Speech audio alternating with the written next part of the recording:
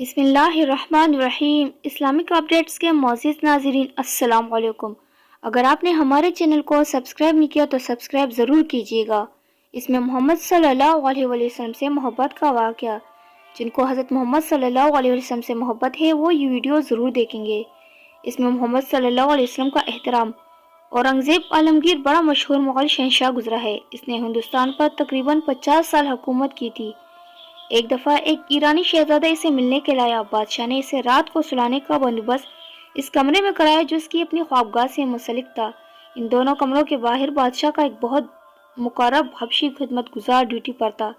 اس کا نام محمد حسن تھا اور بادشاہ اسے ہمیشہ محمد حسن ہی کہا کرتا تھا۔ اسی رات نصف شب کے بعد بادشاہ نے آواز دی، حسن!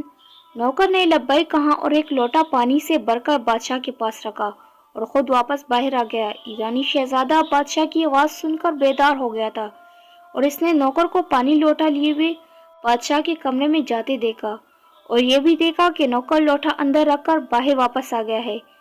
اسے کچھ فکر لاحق ہو گئی ہے کہ بادشاہ نے تو نوکر کو آواز دی تھی اور نوکر پانی کا لوٹا اس کے پاس رکھ کر واپس چلا گیا۔ یہ کیا بات ہوئی؟ صبح ہوئی تو شہزادے نے محمد حسن سے پوچھا کہ رات والا کیا معاملہ ہے؟